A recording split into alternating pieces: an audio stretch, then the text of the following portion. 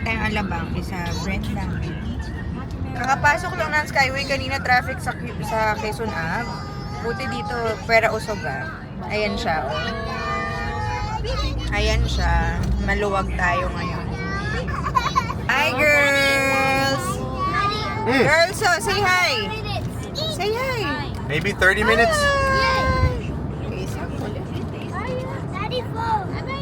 Wait, I need the, Naya, oh, say hi, oh! Hi! It's a road trip! It's a road trip, let's go! Who wants to go swimming later? Raise your hand! This is a crazy road trip with the twinsies! Yeah! You go crazy, Daisy! Yeah! Sana tuloy-tuloy na hanggang alabang na ano. Hi, vlog! Baka ma-discover. Lasing na. Alam ka ng pangalan. Ito, laging nandito to. Yan, Lester ka? Siya! Ako kaya Lester? I wish! Hello. Alam niyo ba na anong oras na ako natulog? Parang 6:30 a.m. na kami natulog. Kaya ngayon, we need coffee. Ano to? 5 shots of espresso para magising-gising naman. Diba? Ito 4, no? Yung sa'yo. Pero 4 talaga daw. Grabe. Hindi pa tayo naliligo. Wala pang liguan. Toothbrush lang. Wala tayong sunscreen pala. Grabe. Tapos after nito, bibili lang kami ng cake sa Condi's. Anong cake gusto niyo? Chocolate, mango bravo. Ano ba kayo? Chocolate. Ice cream, chocolate or cheesecake yung sinabi. Blueberry cheesecake. Trap nun eh. Gusto ko naman cheesecake. Siguro pag chocolate point. Lang tayo. Moist chocolate.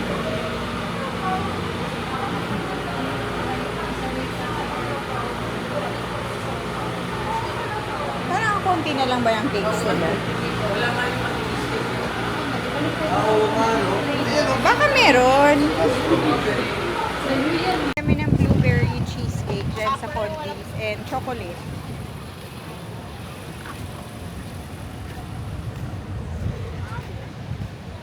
Kailangan namin ng sugar kasi nakakaantok.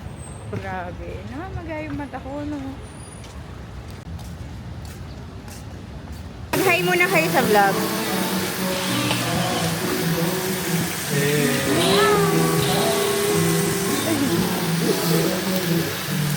Hoy!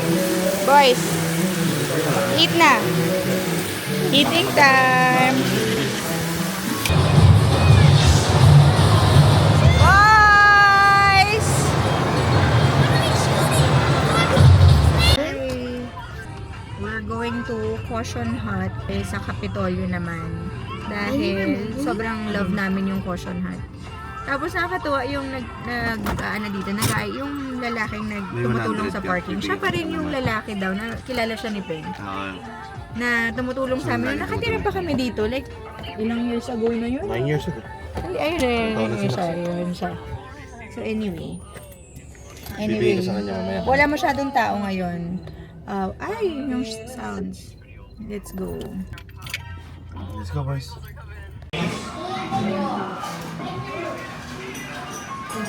Ano yung 50 Shades?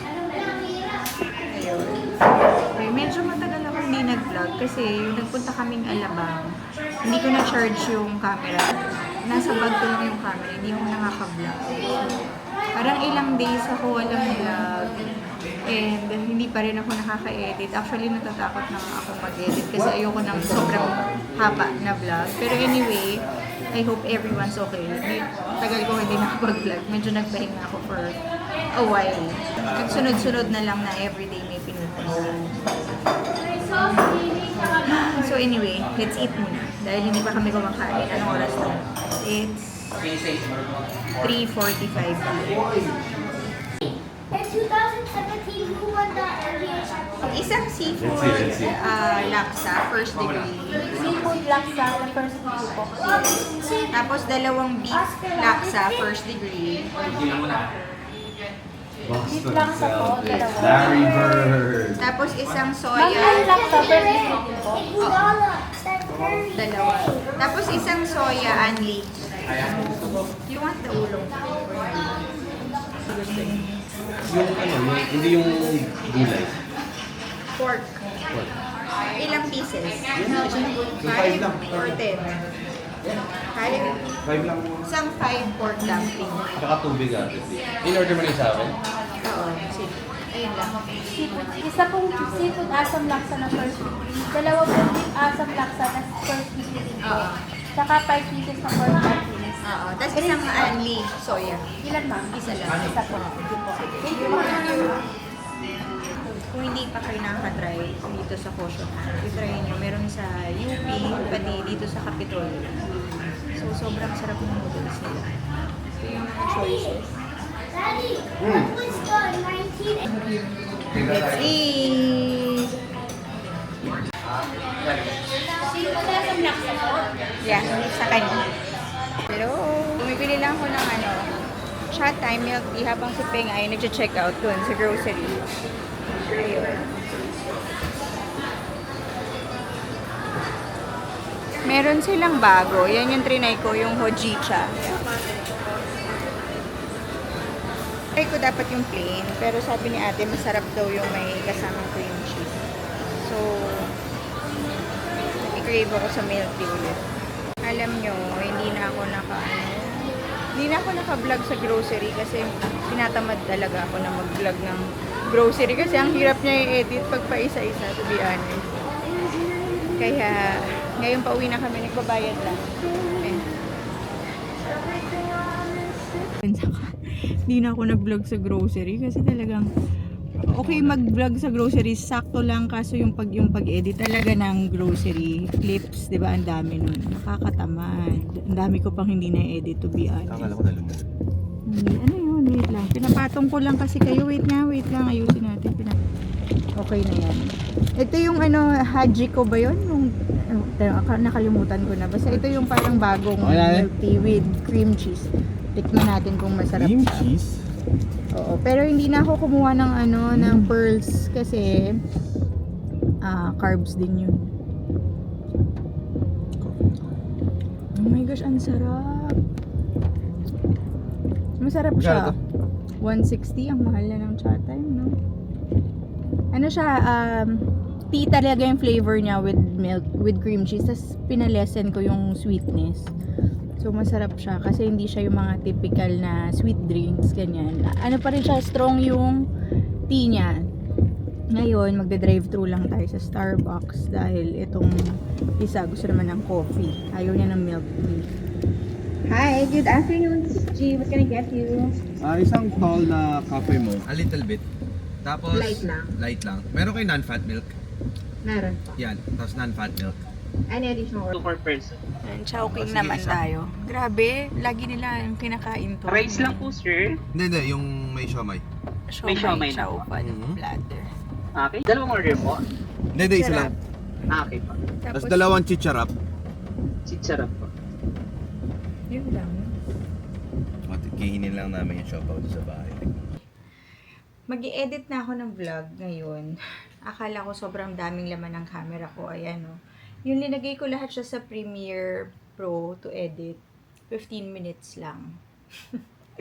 Alam niyo yung madami pero sobrang iiksi pala. So, i-edit ko pa yan. So, mas mag-shorten siya. Anyway, last night, merong nag-comment sa akin. I'll just put it here. Nagre-request siya ng story time and what's in my bag. Siguro ngayon, I will just do the what's in my bag. Yung story time, I'll just save it some other time. Basta. Pero ngayon, mag-what's in my bag muna tayo para naman may laman yung vlog. Kasi, pagka inedit ko tong 15 minutes, sobrang bilis lang yan.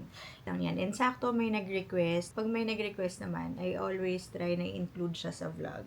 Anyway, mabilis lang din to dahil wala naman masyadong laman yung vlog ko. Mabigat siya pero wala masyadong laman. Here's my bag. I will try to make this fast dahil hindi rin ganun ka dami yung laman nito. Change ako ng bag. Pero ito yung gamit ko for the past few days. Balenciaga City bag yata yung tawag dito. So anyway, ang first na item is my wallet. At ito talaga yata yung nagpapabigat because of the coins. Mabigat yung mga coins. Pag sinusuklian ako ng coins, sobrang akala nyo lang maliit to. Pero pagka nasa bag ko na siya, sobrang bigat niya na. Tapos, aside from this, ang nasa loob din ng bag ko is ito. Yung camera ko, which is the DJI Osmo Pocket 3. Mabigat siya because meron akong maliit na tripod. So, it adds to the weight. And then, after is my makeup pouch. Ito, na-vlog ko na to, diba? Napakita ko na yung mga makeup na nasa loob nito. Pero feeling ko nadagdagan siya ng binili ko sa Happy Skin na this one. Sobrang ganda nito. Recommended ko yung, anong tawag dito? Yung oil blotting stone. Ayan siya, oh. Tapos, washable siya. Ginaganyan-ganyan mo lang siya instead of the blotting paper. Stone siya. Tapos, siguro mga 3 days ko siyang ginagamit. Tapos, hinuhugasan ko siya. Ayan, ganyan lang siya. Oh. Parang minamassage niya yung face mo. Pero, binablot niya na rin yung face mo. Tapos, washable to. Hindi ko nga to everyday na huhugasan. Siguro parang every 3 days. Alam ko, dapat everyday to hinuhugasan. Pero, ayan, hindi naman ako nagbe-breakout using this. And, surprisingly, pagka ginagamit ko to, parang powdery yung face ko. Parang ganun siya. Nagiging matte siya. Very helpful ito sa akin and highly recommended yung rolling stone. Hindi ko alam yung exact tawag, pero ayan. This is from Happy Skin Blotting Stone, something like that. Tapos yung iba, napakita ko na to sa like past vlogs ko, yung mga loob, yung mga makeup nito. So ayan, and then next na nasa loob is, ayun ako, ang konti lang. Wala tong kwenta, no? Kasi sobrang konti lang talaga pala ng laman ng bag ko. Tapos, next is this. Meron ako laging hand cream. Itong hand cream na to, ito yung lagi kong binibili pag naubos to. Ito rin yung binibili ko. Dahil sobrang bango. Yung coconut yung scent niya. This is from EOS. Tapos, yung scent nito is coconut waters. Naalala ko, last year ba yun? Or 2 years ago. Naiwan ko to, na nagbakasyon kami dito, naiwan ko to sa isang restaurant sa Rockwell. Buti na lang yung kasi ni Peng. Hi, Sam, if you're watching. Ayun. Nagwo-work din siya sa Rockwell. So, kinuha niya ulit yung naiwan kong ganito kasi naiwan ko nga. Ganun ko to ka-love. Yun, nakakailang ganito na ako. Kasi, aside from super bango niya, nakaka-moisturize talaga siya ng hands. So, yan. So, anyway, what else? Tapos, ito, meron akong mga straw, pati used straw. Alam niyo kung bakit? Kasi, hindi talaga ako umiinom talaga ng walang straw. I mean, kaya kong uminom, pero iba yung, for me iba yung fulfillment pag may straw and pag may ice. So, diba dito sa QC area, parang strawless na majority of the restaurant. May iyak na siya. Wait lang. Ayun. So, anyway, strawless na, diba? So, ang ginagawa ko sa mga restaurants na mga may straw, humihingi ako ng extra, linalagay ko sa bag ko. Ganun na ako kakatal sa straw. Tapos, yung mga restaurant na may straw, yun, pag humihingi ako, minsan pag hindi ako nakakahingi, yung mga straw na nagamit ko na, inuulit ko, tapos linalagay ko sa bag ko. Mints, meron kaming mints. Tapos, next naman is my glasses. Ito yung na-thrift ko na glasses, yung kinikwento ko sa inyo na pinapalit ko yung lens. Grabe na ang lakas ng ulan ngayon, as in sobrang lakas ng bagyo. Yung na-thrift ko to, hindi ko alam yung brand niya. Sabi ko lang na gusto ko magkaroon ng glasses na ganito kaliit. Ayan siya. So, yan. Tapos, nung tinignan ko na yung bibilin ko na siya kasi nakalagay siya sa parang gano'n. Hindi siya yung mga pwede mong makuha sa thrift store. Yung kailangan siya ng assistant. Ang brand pala nung glasses na to is Prada. Tapos, nung time na binili ko to, parang $20 siya. Although, mahal, diba? Tapos, naka 50% off. Parang $9.99 ko yata siya nabili. Something like that. So, hindi na masama. Kasi, ang ganda nung shape niya, pati nung color niya. Actually, yung design lang talaga. Hindi ko nga alam na bonus na lang yung brand. So, anyway, I'm also proud of this because thrifted item din to. So, yan. Dalawa actually to, yung isa nawawala. Yung isa naman, yung brand is hindi masyado sikat or hindi ko alam yung brand na yun. Nawawala eh. Pinalagyan ko rin yun ng lens pero hindi ko na alam nasan siya ngayon. So anyway, yan. What else? Kunti na lang, final stretch na lang tayo. Meron akong feminine wipes, Charmy. Tapos, meron akong yung cologne ko, the Hermes, hindi ko ma-pronounce. Ayan siya. Tapos, I also have this, yung milk na, napakita ko na rin to before, yung milk na jelly, lip and cheek tint. Ayan. Anyway, sa sobrang nagustuhan ko tong product from Milk, bumili ako ng 2 colors from Happy Skin. Pero hindi ko pa na-open. Inuubos ko muna to. Yan. So, anyway, what else? Ayan na lang, oh, wala na.